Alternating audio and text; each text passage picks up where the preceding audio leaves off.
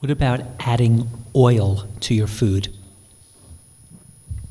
Somebody that's had a recent coronary problem, heart problem, I would avoid it and make sure you're eating those foods that have the essential fats in it. But I think small amounts of oil, especially to try to make this real for people, is almost essential. It's just the choices of oil. So you don't go to the typical corn and safflower, et cetera. You would try to go to at least olive oil, which is a monounsaturated oil, and then you would go to, better than that, flax oil and hemp oil and et cetera.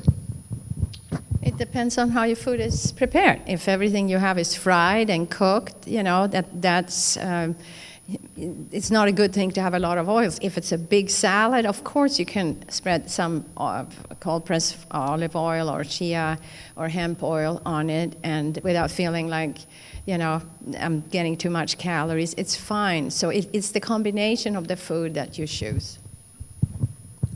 The problem with oils is calorie density. I mean, a tablespoon of oil has 14 grams of fat, 120 calories.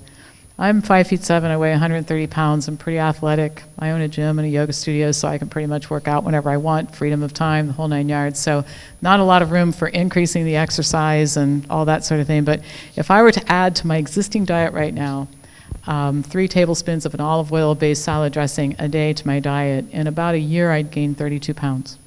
All right? So we got two-thirds of the country overweight or obese. And so we have to make sure the diet is calorically adequate when we convert them over. But part of where their problem is they're eating so much calorie in the diet that they don't even realize is there. And here's the thing, some people get away with it, like they don't put on weight when they eat oils.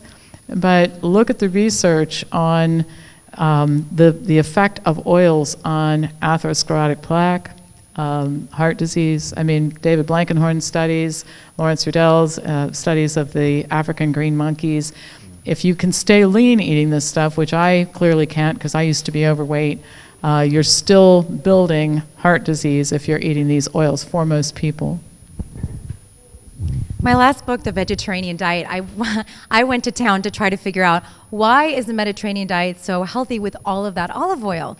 And because I do recommend, for the same reasons, for calorie density, most of the people that come to me for help want or need to lose weight or have problems with their cholesterol levels and all that. So I really dug into all of the olive oil stuff, and it really does look like that the Mediterranean diets are successful in spite of, not because of, the olive oil.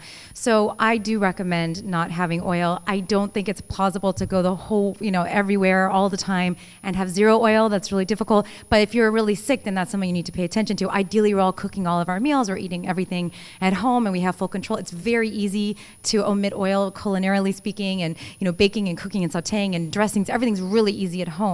But when I go out a lot, I travel a lot, it's very hard to find oil-free outside. So it depends on the spectrum of how healthy you are, how much weight you're trying to lose and all that, but it is something to try conscientiously to eliminate as much as possible.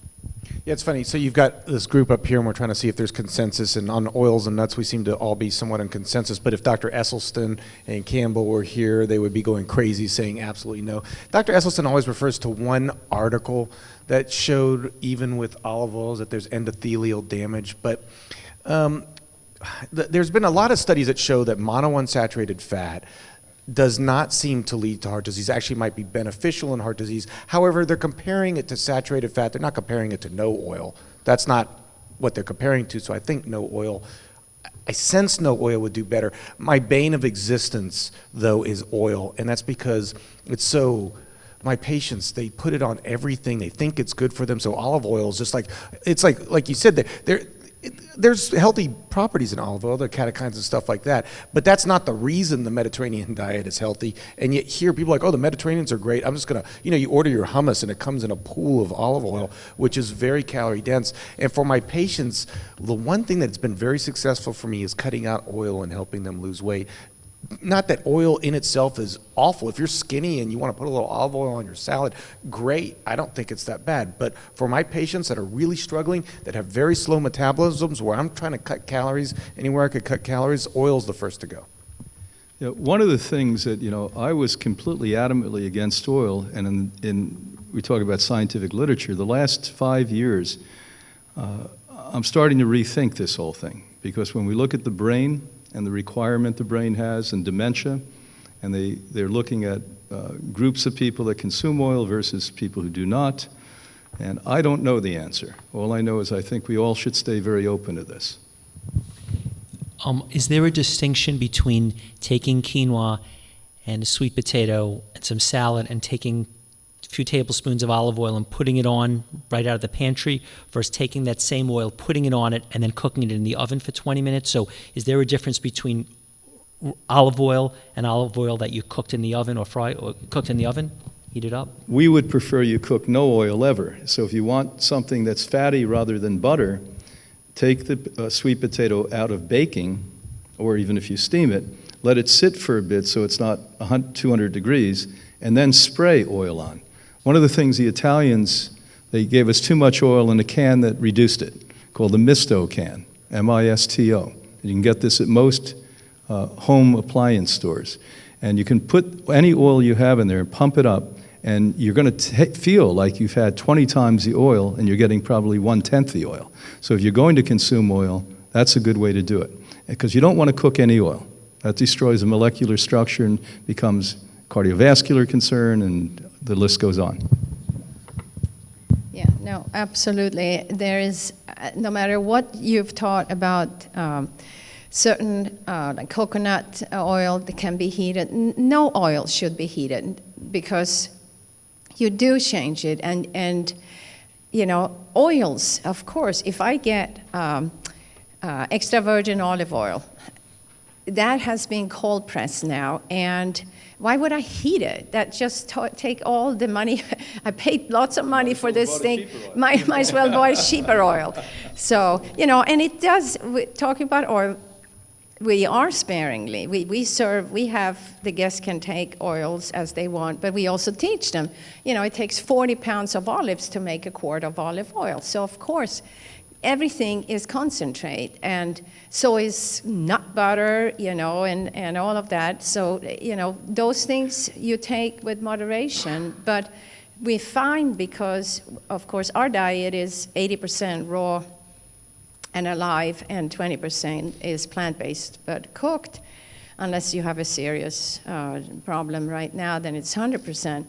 That it's okay to add that and to add those calories. So to me, it really depends on how I treated the foods that I had. I think one of the issues is that if somebody is really motivated to watch what they eat and that sort of thing, I think your population is pretty motivated, which is good. That's one of the reasons why you can be successful with them.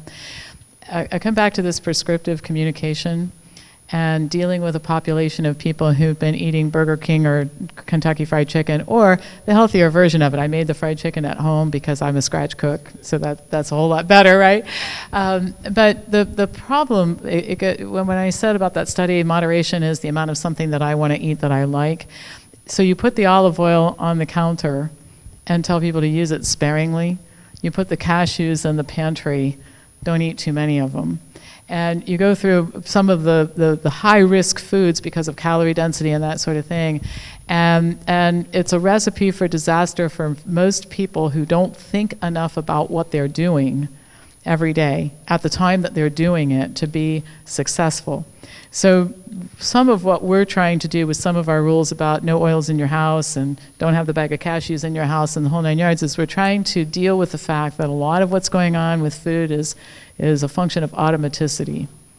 And so we have to protect people against themselves that way. So we know, if you're not an Esselstyn type person who was going to die in 1985 and you're willing to do anything to be alive in 2016, that's not a lot of our we have some of that population, but it's not a lot of our population. So what we're trying to do is to get that person to do this and stay with it. We know that they're going to be exposed to some oils when they go out, when they travel.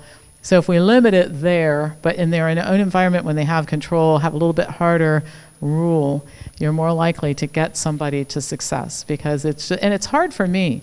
I'm pretty disciplined about what I do and I care a lot about my health, but I gotta tell you something, there's some stuff that just calls my name from the kitchen. I like those yummy higher fat things like everybody else, and so I find that it even helps me to just have some kind of hard and fast rules. I don't know if I have anything to add to it other than that's one of the reasons, the high temperature, the oxidation that it produces. That's another reason I don't recommend oil as much as possible, because cooking it is going to expose it. And also the rancidity. You know, you don't know if it's rancid. You can't taste it. You can't smell it all the time. And so that's just going to promote more free radicals in the body. So why risk it? You know, try to omit it. Oxidized fat is one of the worst things you could possibly get, and it will oxidize. I think cooking with oil is a really, really, really bad idea.